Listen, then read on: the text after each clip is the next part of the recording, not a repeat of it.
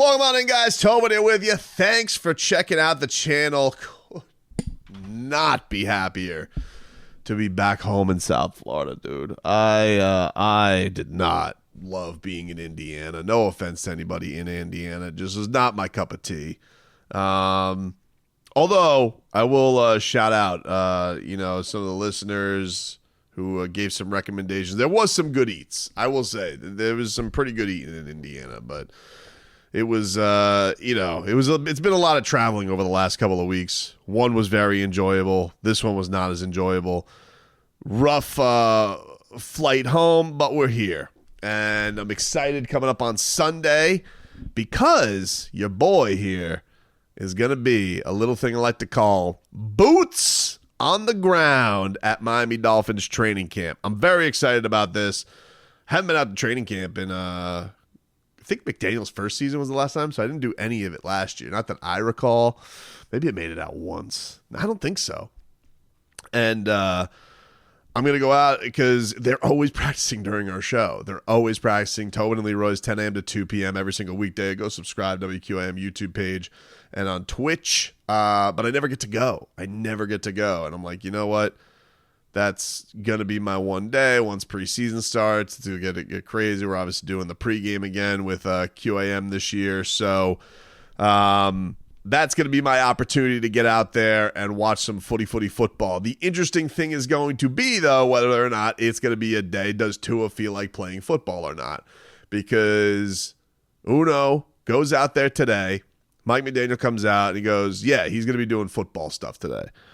And the word was from the parties that were there, they opened up team drills and 70-yard bomb ski to Tyreek Hill, does the little fake out on Jalen Ramsey, and offense is going crazy. And obviously, this comes a day after Tua does his real hold-in. Now, I had described this after the first day, half-ass holdout. It's like, dude, do it or don't do it.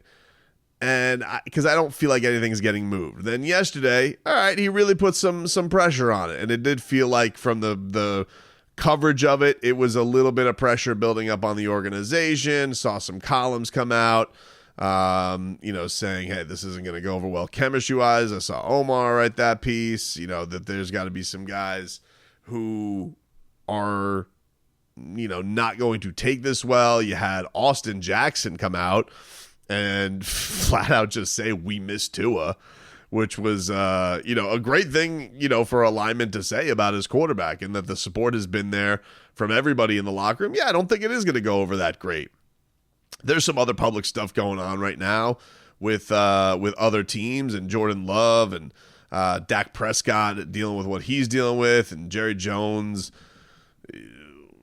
I don't know what the hell he was saying. He was like, we're all in, except they're not all in. And I don't know what the hell he had going on. It would be fascinating in a time like this. I do miss it. Listening to Jerry Jones in a strange way did make me miss hearing Stephen Ross, because he doesn't do press conferences anymore. And it's for the best, because he had, the dude will spend money, has turned that place into an unbelievable facility.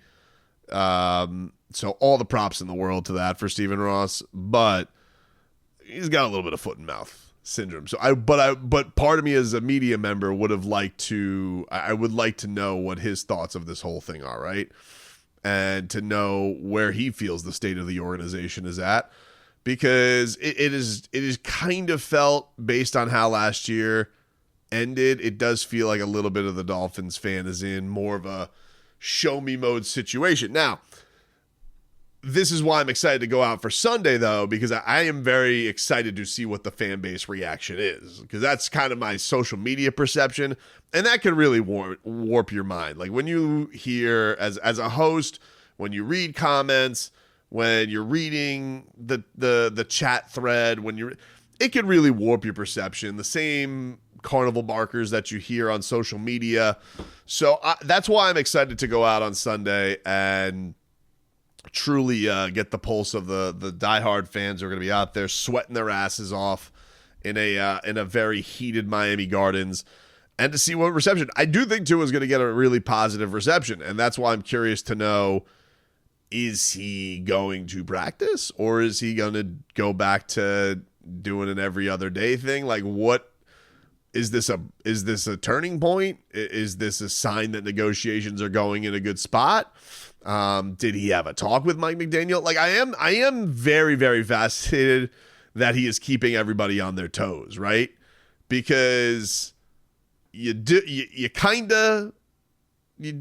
practice, and then you don't do practice, and then you do all the practice. And that feels like, all right, something must have gone between the coach and the player that got it in a good spot, because very clearly the word is out of the first couple days. And again, I'm on the air when this is happening. I don't know, but reading it, the defense smoked the offense.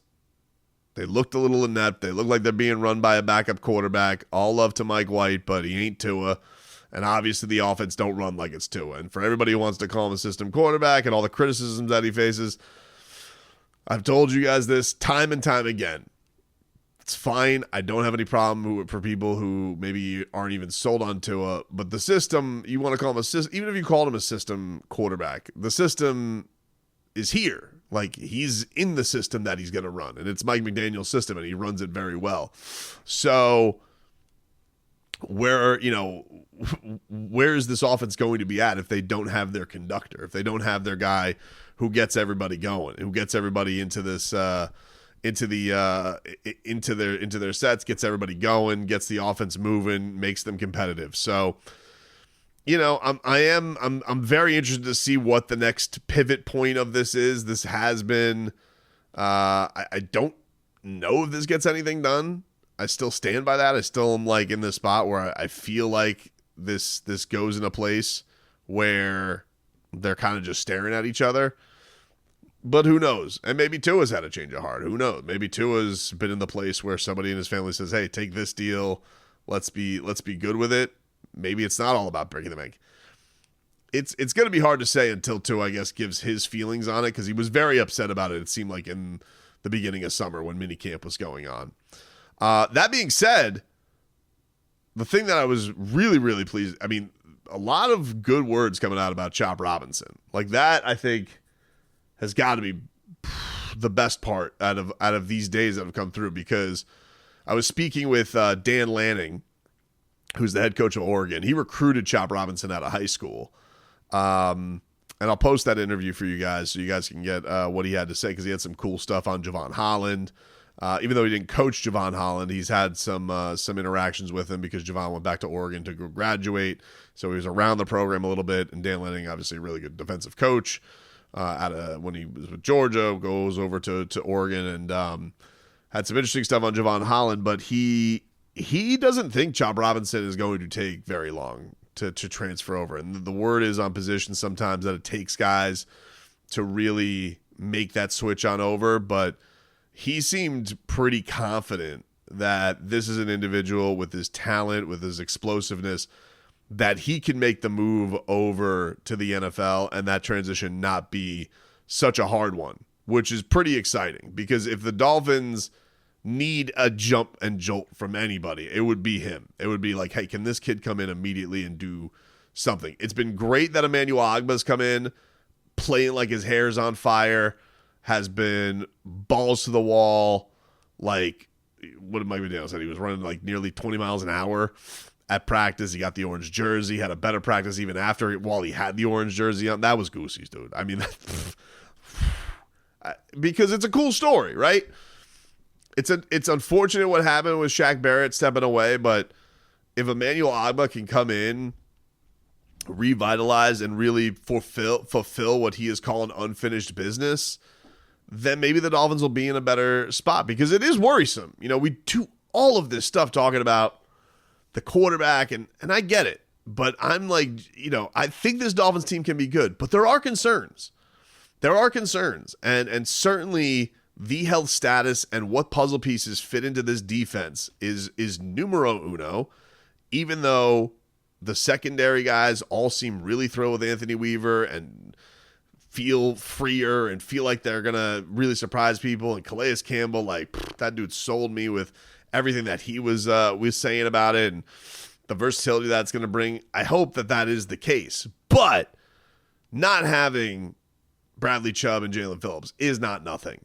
And how they're going to last with that is going to be a fascinating question.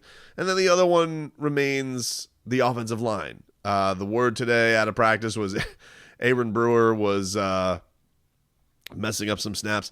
And God, this has literally been a thing now for 3 straight years with the snaps. It drives me nuts, man. Like, I get it. It's one of the, Leroy explains, he's like, this is one of the hardest things. You're going to snap and get into your motion and all this stuff. Cool. And especially, you know, with his athleticism, they really want him getting out and moving. Fine. But my God, it is one of the, it has to be one of the most frustrating things that as a fan, you just watch it, you're like, oh my God. Like, how is that going to be what messes it up? And it was a thing with Connor Williams. It was a thing with Liam Eichenberg. And now Aaron Brewer seems like it's that we got some early issues there. So I saw that and I was like, when I read that, I was like, the hair standing up in the back of my head. Hopefully it's a clean day though on Sunday when we go and check this on out. I'm definitely excited to go check out some footy football and get this thing and see this thing continue to roll. But for today, Tua's out there slinging that thing, showing everybody, hey, look, dude. Now, the interesting thing is going to be, does he get the playlist? Because I suggested this. All right, I remember D. Wade when he was in contract standoff with the Miami Heat on his Snapchat. I think his son took his Snapchat and played Rihanna's "Bitch Better Have My Money." And I think it would be, I still remember the Levitard bit where he was like reading the lyrics of Rihanna's "Bitch Better Have My Money."